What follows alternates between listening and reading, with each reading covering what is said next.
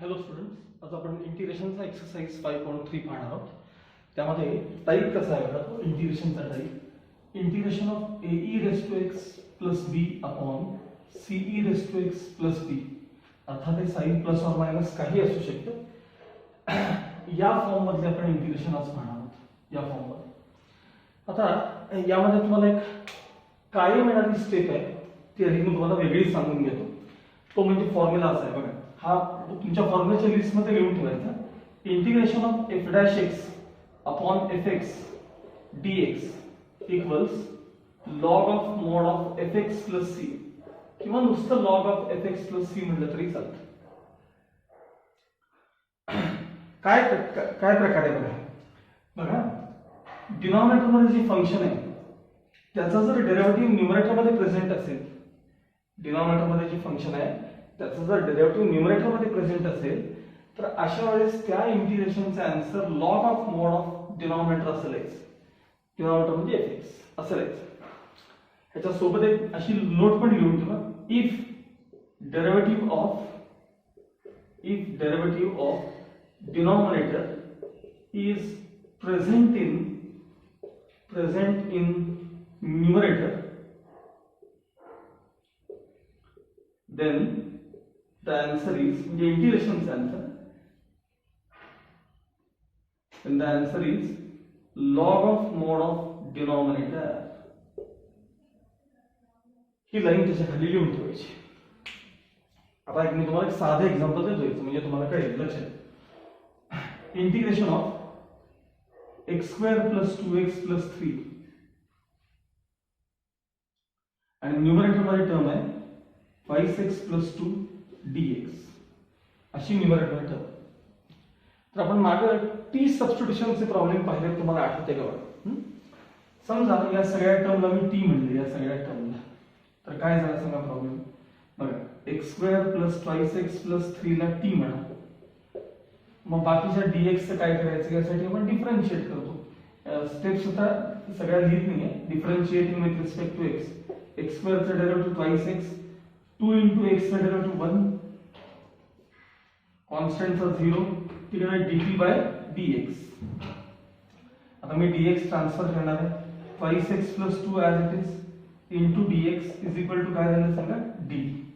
म्हणजे बघा 5x plus 2 dx याचं काय झालं सांगायचं, dt झालं. इंटिग्रेशन ऑफ dt या टर्मला आपण t म्हणले मगाशी, बरोबर आहे.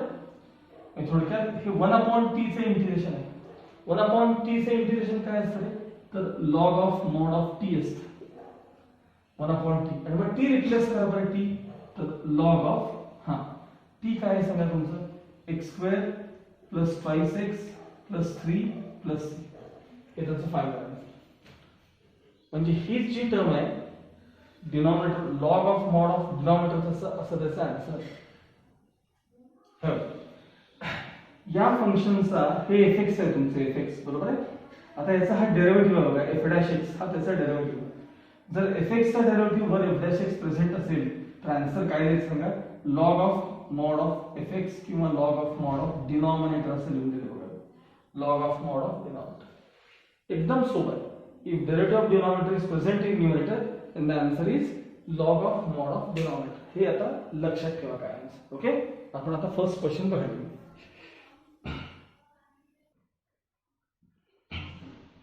Okay, now first question. I equals integral thrice e raised to 2t plus 5 upon 4 e raised to 2t minus 5 dx असं तुम्हाला फंक्शन दिलेलं आहे. ह्याला एक मेकॅनिझम आहे. म्हणजे या न्यूमरेटर मध्ये तुम्हाला एकदा आहे तसं डिनॉमिनेटर ऍडजस्ट करायचं असतं आणि त्याच्या सोबत त्याचा डेरिव्हेटिव्ह. हे थोडक्यात न्यूमरेटर तुम्हाला स्प्लिट करायचं असतं. न्यूमरेटर तुम्हाला स्प्लिट करायचं असतं आणि ते कसं, तर त्या न्यूमरेटर मध्ये एक डिनॉमिनेटर आहे तसं दिसलं पाहिजे आणि एक त्याचा डेरिव्हेटिव्ह दिसला पाहिजे, असं त्याला स्प्लिट करायचं असतं. आणि हे मेकॅनिझम त्यासाठी पहिल्यांदा फक्त मी एकदा तुम्हाला ही स्टेप रेड पेन घेऊन देतो, तशीच तुम्ही प्रत्येक वेळी लिहित जायची. बघा, असं लिहायचं. Let numerator equals a into bracket denominator plus b into d by dx of denominator. dy dx of denominator असं पहिल्यांदा त्याला स्प्लिट करायचं. बघ आता कोण आहे सांगा न्यूमरेटर तुमच्याकडे. आता इथे फक्त विथ रिस्पेक्ट टू हे माझ्या मते टी असेल बरं का प्रॉब्लेम मध्ये, कारण व्हेरिएबल याच्यामध्ये टी आहे. इथेही लक्षात ठेवायचं की हा कॉमन फॉर्म्युला आहे, पण मी लिहिताना डी बाय डी टी लिहिणार आहे बरं का, कारण आपली टर्म सगळी टी मध्ये बरं, टी मध्ये. ठीक आहे, बाकी सगळे प्रॉब्लेम कदाचित एक्स मध्ये असतील, पण ही मात्र टर्म टी मध्ये. बघा न्यूमरेटर काय आहे, numerator 3 into e raised to 2t plus 5 equals a into bracket denominator 4 e raised to 2t minus 5, 4 e raised to 2t minus 5 plus b into d by dt, not d by dx, d by dt of denominator, denominator है 4 e raised to 2t minus 5 equals a into bracket 4 e raised to 2t as it is minus 5 plus b as it is into bracket. आता याचा derivative बघा 4 coefficient derivative e raised to something into something चा twice t चा derivative 2 आणि constant चा derivative 0. Bracket open करा 4a e raised to 2t minus 5a plus 4 to the 8b, 4 to the 8b e raised to 2t, e raised to 2t. ठीक आहे, काय झालं बघा, ब्रॅकेट आपण ओपन केलं.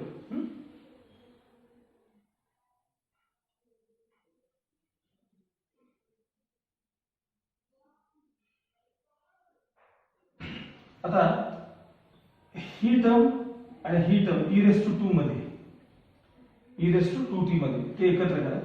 ब्रॅकेट मध्ये 4a प्लस 8b आणि कॉमन काय काढलं सांगा मी, e raised to 2t minus 5a as it is. आणि आता LHS लिहून देतो मी इथे, thrice e raised to 2t plus 5, thrice e raised to 2t plus 5. ठीक आहे, आता हा पार्ट आणि हा पार्ट जर आपण इक्वेट केला, इक्वेट, तर आपल्याला काय मिळतं बघा, equating both sides we get, चला minus 5a is equal to काय मिळालं तुम्हाला, 5 मिळालं. Minus 5a is equal to 5, minus 5 ने डिवाइड केल्यानंतर a इक्वल्स किती मिळाले, -1. आता हा e raised to 2t चा कोएफिशिएंट आहे ना, हा तो याला इक्वेट करायचा, याच्या खाली कंटिन्यू करायचं. मी इथंच दाखवतो तुम्हाला. 4a plus 8b is equal to हे 3, हे बघा e raised to 2t चा हा कोएफिशिएंट आहे, e raised to 2t चा हा कोएफिशिएंट आहे, हे इक्वेट करायचं. मग तुम्हाला a ची व्हॅल्यू आता मिळालेली आहे, 4 into bracket -1 plus 8b is equal to 3, minus 4 plus 8b is equal to 3, minus 4 transfer करें, therefore 8b is equal to 7 मिळाले तुम्हाला, 8b is equal to 7, minus 4 transfer करें म्हणजे b equals 7 by 8 मिळेल तुम्हाला. अशा तुम्हाला आता काय मिळाले, a आणि b च्या दोन व्हॅल्यूज मिळाल्या, a आणि b च्या दोन व्हॅल्यूज मिळाल्या. आता या दोन व्हॅल्यूज या इथे आता ह्याला इक्वेशन 1 द्यायचं बरं, ह्याला इक्वेशन 1 द्यायचं आणि तिथे त्या दोन्ही व्हॅल्यूज ज्या आहेत त्या रिप्लेस करायच्या, त्या दोन्ही व्हॅल्यूज ज्या आहेत त्या तिथे रिप्लेस करायच्या. मग खाली असं म्हणायचं फ्रॉम इक्वेशन 1, हा तेव्हा इथे LHS बघा, thrice e raised to 2t, जागा मला थोडी जास्त पाहिजे,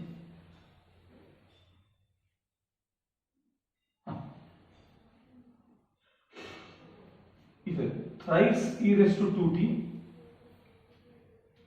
plus 5 is equal to a into bracket, a किती आहे बघा, a -1 into bracket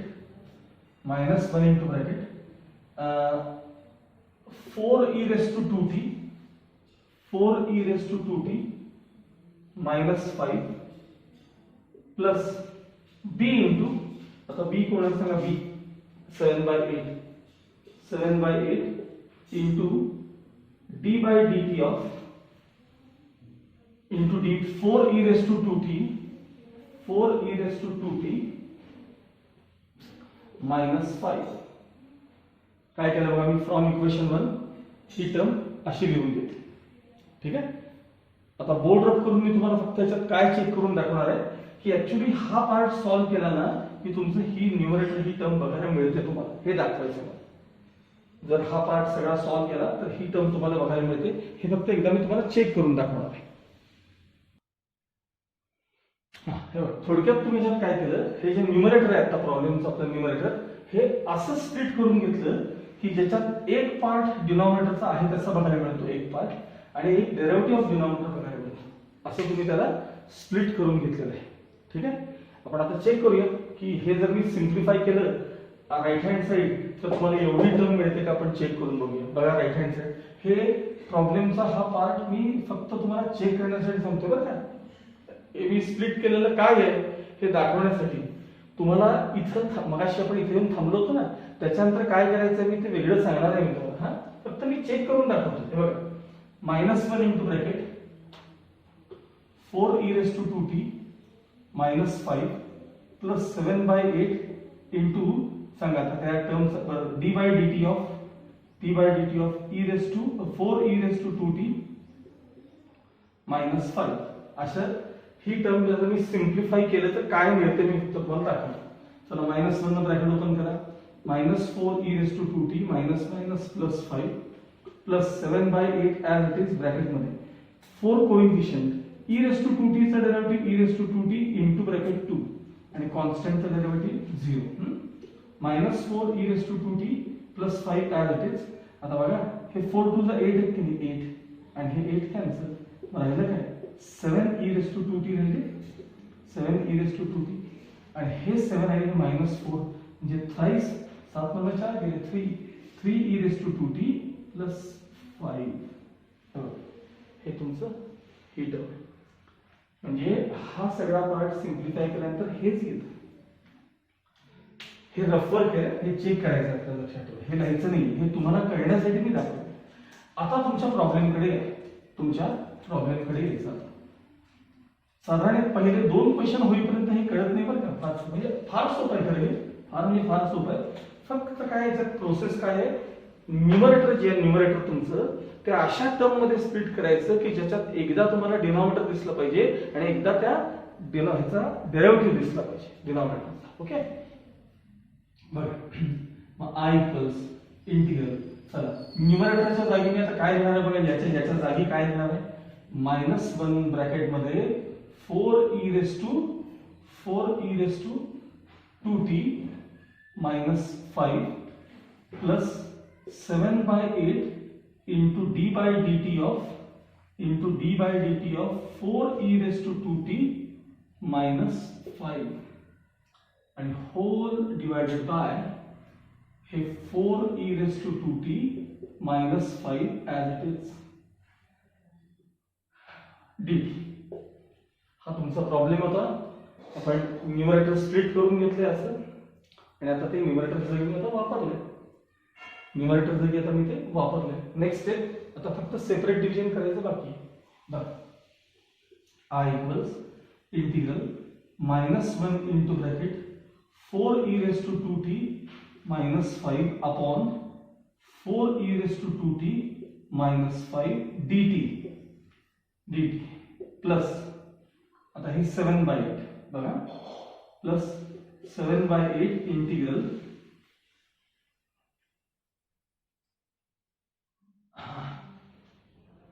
हे 7 by 8 इंटिग्रल न्यूमरेटर मध्ये d by dt of 4 e raised to 2t minus 5 upon 4 e raised to 2t minus 5 dt as it is. काय केलं बघा, फक्त separate division केले.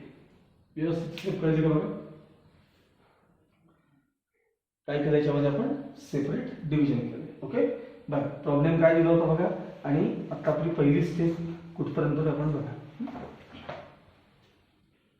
आता याचं कॅन्सलेशन होईल, त्याच्यानंतर -1 इंटिग्रल 1 dt किंवा मायनस साइन असंच ठेवा इथं बाहेर आणि हा 1 आत लिहा वाटतं. हे मायनस साइन शिल्लक आहे, 1 dt इथं लिहितो 1 dt प्लस हे मात्र आहे तसे 7/8 काही चेंजेस करायचे नाही. d/dt of 4e⁻²t -5 upon 4e⁻²t -5 आणि हे dt minus sine as it is 1 चे इंटिग्रेशन x, पण आता इथं विथ रिस्पेक्ट टू t आहे म्हणजे 1 चे इंटिग्रेशन t झालं तर t plus 7/8 log of mod of denominator 4e⁻²t -5 plus c. का सांगा, मगाशी सांगितलं होतं बघा, जर डिनॉमिनेटरचा डेरिव्हेटिव्ह वर प्रेझेंट असेल, हे काय डिनॉमिनेटरचा डेरिव्हेटिव्ह आहे की वर d/dt म्हणजे काय आहे, डेरिव्हेटिव्ह आहे तो. If derivative of denominator is present in numerator, then answer is log of mod of denominator. हे बघा, हे answer log of mod of denominator plus c. Sorry, plus c लिहिलेलं आहे. हे त्याचं final -t plus 7/8 log of mod of e⁻²t -5 plus c. Okay, या प्रकारे हे क्वेश्चन सोडवायचे असतात. Okay, now next question. Integration of 20 minus 12 e⁻x upon thrice e⁻x minus 4 dx. ठीक आहे, बघ पहिली स्टेप मी काय सांगितली त्याची तुम्हाला नेहमी, let numerator equals a into bracket denominator plus p into d/dx of denominator, अशी पहिल्यांदा स्टेप द्यायची. ठीक आहे, मग आता बघा न्यूमरेटर काय आहे तुमच्याकडे, numerator 20 minus 12 e⁻x is equal to a into bracket denominator thrice e⁻x minus 4 plus b into d/dx of denominator म्हणजे thrice e⁻x minus 4. ह्याला इक्वेशन 1 द्यायचं. आता आपल्याला a आणि b मिळवायचे असतात, त्यासाठी बघा आता थोड्या मगापेक्षा जरा डायरेक्ट स्टेप इथंच ओपन करायला चालू करतोय. thrice a e⁻x minus 4 plus b into bracket हा 3 कोएफिशिएंट e⁻x चा डेरिव्हेटिव्ह काय सांगा, e⁻x आणि कॉन्स्टंट चा डेरिव्हेटिव्ह 0. आता ही टर्म आणि ही टर्म आहे ना, ती e⁻x मधली टर्म आहे. मग आपण मी thrice a घेतले, thrice a plus thrice b, ठीक आहे, घेतले thrice b आणि कॉमन काय काढले e⁻x आणि हे -4a a ने ओपन केल्यानंतर -4a पाहिजे तर ते -4a सेपरेट राहील, -4a सेपरेट राहील. ओके, हे ब्रॅकेट ओपन आणि एलएचएस मध्ये काय सांगा 20 minus 12 e⁻x equating both sides we get. चला सगळ्यात पहिल्यांदा मला ठेवा कॉन्स्टंट आहे की नाही, तो कॉन्स्टंटशी इक्वेट करायचा म्हणजे -4a जो आहे तो 20 शी इक्वेट करायचा. e⁻x चा पार्ट e⁻x शी इक्वेट करायचा. मग -4 ने डिवाइड केल्यानंतर a ची व्हॅल्यू तुम्हाला मिळाली, इथं आता -5 मिळाली. -4 ने डिवाइड केलं त्याला. आता e⁻x चा कोएफिशिएंट e⁻x च्या कोएफिशिएंटशी इक्वेट करायचं म्हणजे thrice a plus thrice b हा झाला e⁻x चा कोएफिशिएंट, तो -12 शी इक्वेट करायचा. सगळ्यात पहिल्यांदा मी यातले 3 कॉमन काढून ट्रान्सफर करतो म्हणजे a plus b इक्वल्स 3 4 जा 12 म्हणजे -4 मिळाले. तुम्हाला 3 कॉमन आहे ट्रान्सफर केले. a च्या जागी आता -5 रिप्लेस केले plus b as it is equal to -4. -5 transfer केले की प्लस होतील तिकडे दोन आणि b ची व्हॅल्यू तुम्हाला काय मिळेल 1 मिळेल. आता a आणि b च्या व्हॅल्यूज मिळाल्या तुम्हाला की इक्वेशन 1 मध्ये ते रिप्लेस करून घ्यायचे. त्या व्हॅल्यूज काय करायचे इक्वेशन 1 मध्ये रिप्लेस करायचे. फ्रॉम 1 असं म्हणायचं, फ्रॉम इक्वेशन 1 बघा न्यूमरेटर म्हणजे 20 minus 12 e⁻x is equal to a काय बघा -5 into bracket thrice e⁻x minus 4 plus b. आता b किती आहे बघा तुमच्याकडे 1, b 1 आहे into d by d x of इथं बघा thrice E raise to x minus 4 thrice E raise to x minus 4. थोडक्यात काय केलं तुम्ही तर हे जे न्यूमरेटर आहे ते तुम्ही असं स्प्लिट करून घेतलं. न्यूमरेटर जे आहे ते तुम्ही या प्रकारे काय करून घेतलं तर स्प्लिट केलेलं आहे. आता तुमच्या प्रॉब्लेमकडे आणि तुम्ही आता स्वतः करून बघा बरं का. हे व्हेरीफाय आता जे मगाशी मी करून दाखवलं ना ते तुम्ही स्वतः करा. म्हणजे काय हे राईट हँड साइड सगळे सिम्प्लिफाय करून बघा, सोडवून बघा. त्याचा आन्सर एवढं येतं की नाही बघा 20 minus 12 e raise to x येतं की नाही चेक करा. हे आता तुम्ही करू शकता. आता प्रॉब्लेम मध्ये बघा आय इक्वल्स इंटिग्रल सांगा न्यूमरेटरच्या जागी ह्याच्या जागी मी काय लिहिणार आहे हे लिहिणार आहे -5 into thrice E raise to x minus 4 plus 1 into d by d x of thrice E raise to x minus 4. हे सगळं न्यूमरेटरच्या जागी लिहिले मी अपॉन डिनॉमिनेटर काय असेल तुमचं thrice E raise to x minus 4 आणि हे dx. बस पुढच्या स्टेप मध्ये सेपरेट डिव्हिजन आय इक्वल्स ह्या दोघांचं सेपरेट डिव्हिजन -5 कोएफिशिएंट म्हणून बाहेर काढला मी thrice E raise to x minus 4 upon thrice E raise to x minus 4 dx plus 1 coefficient integral d by dx of thrice e raised to x minus 4 upon thrice e raised to x minus 4 dx. Separate division केलं इथे ही term cancel झाली त्याचा answer 1 येणार आहे 1. मग i equals -5 चला 1 चं integration काय सांगा x आता विथ रिस्पेक्ट टू x आहे ना मगाशीच्या प्रॉब्लेम मध्ये t होतं प्लस बघा खालचा डेरिव्हेटिव्ह वर प्रेझेंट आहे का बघा डिनॉमिनेटरचा डेरिव्हेटिव्ह वर प्रेझेंट आहे म्हणजे log of mod of denominator thrice E raise to x minus 4 plus हे तुमचं फायनल आन्सर आहे. आता या प्रॉब्लेमचं तुमच्या टेक्स्टबुकचा आन्सर चुकीचा आहे म्हणून मी फक्त या क्वेश्चनला तुम्हाला प्रॉब्लेम चेक करून दाखवतो की आपला आन्सर कसं बरोबर आहे हे तुम्हाला मी चेक करून दाखवतो. ठीक आहे हे आपलं फायनल आन्सर आहे एवढं लक्षात ठेवा. पुढे मी बोर्ड करून चेक करणार आहे. ओके बघा हे तुमचा आन्सर काय आन्सर आहे -5x plus log of mod of 3 e raised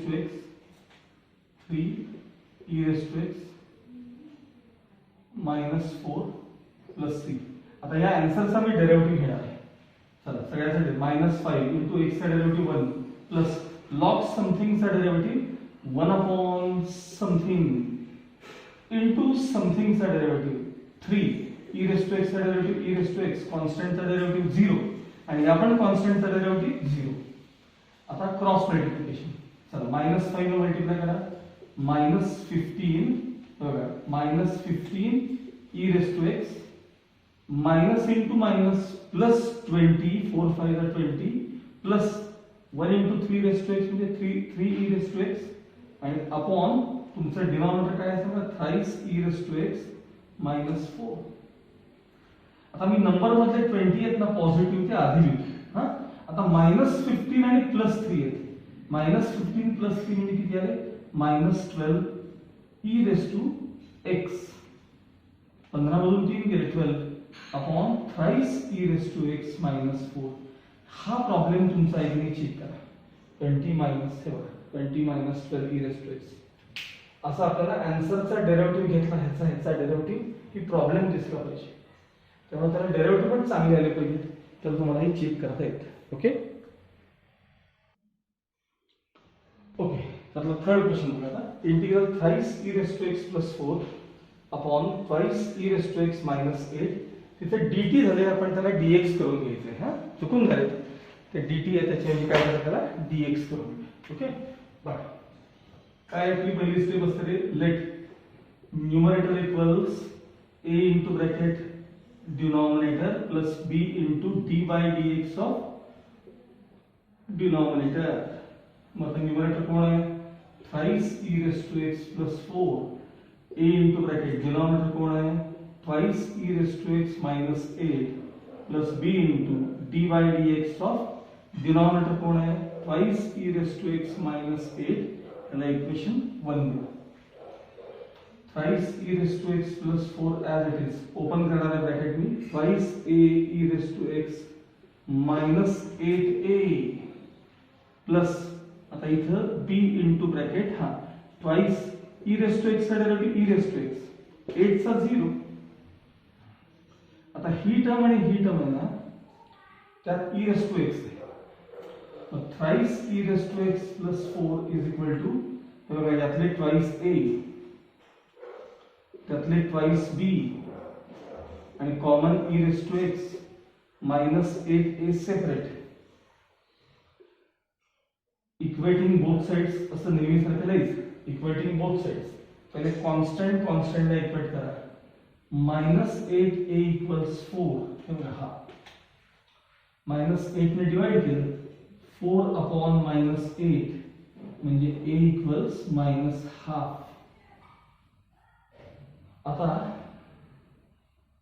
हा पार्ट याच्याशी इक्वेट करायचा twice a plus twice b equals 3 e raised to x thrice e raised to x हे बघा e raised to x चा coefficient e raised to x च्या कोएफिशिएंटशी equate करायचा a च्या जागी -half रिप्लेस करायचं 2 into bracket -half plus 2b is equal to 3 2 cancel झाले -1 plus 2b is equal to 3 -1 transfer केले 2b is equal to 4 therefore b equals 2 therefore b equals 2 a आणि b मिळाले आता ते इक्वेशन 1 मध्ये रिप्लेस करायचे from 1 हा हे बघा thrice e raised to x plus 4 is equal to a सांगा a किती आहे -half into bracket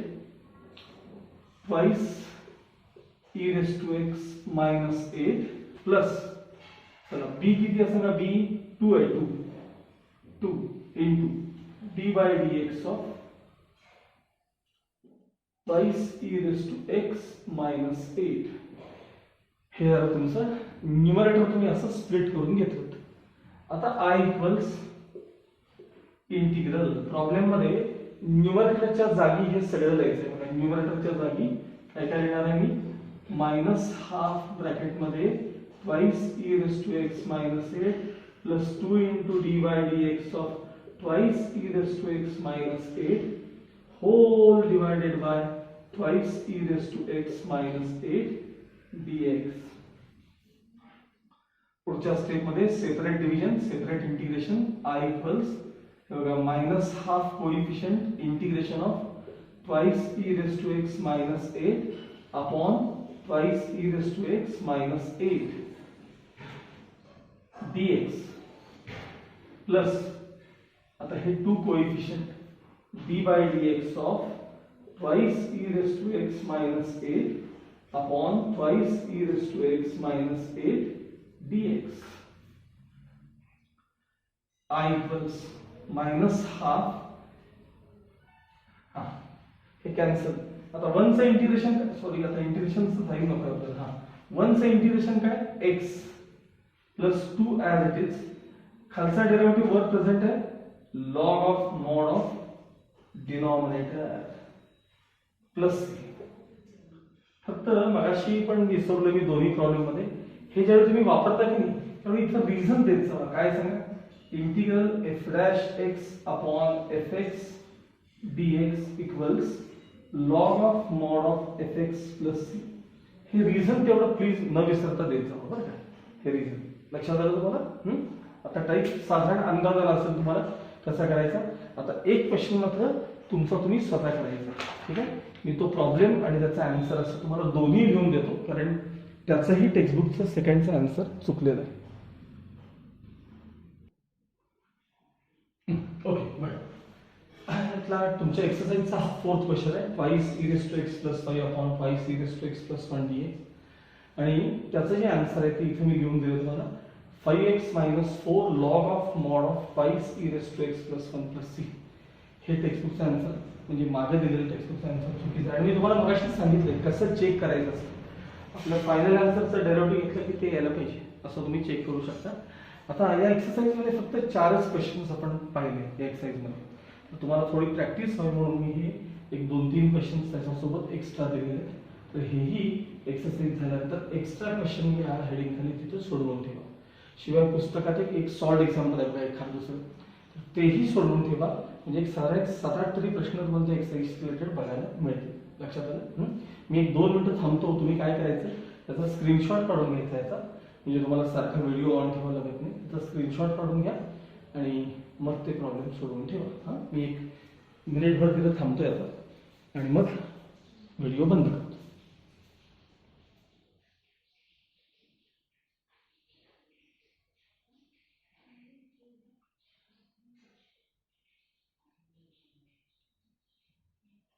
स्क्रीनशॉट काढून घ्या सगळ्यांनी. Okay, good bye.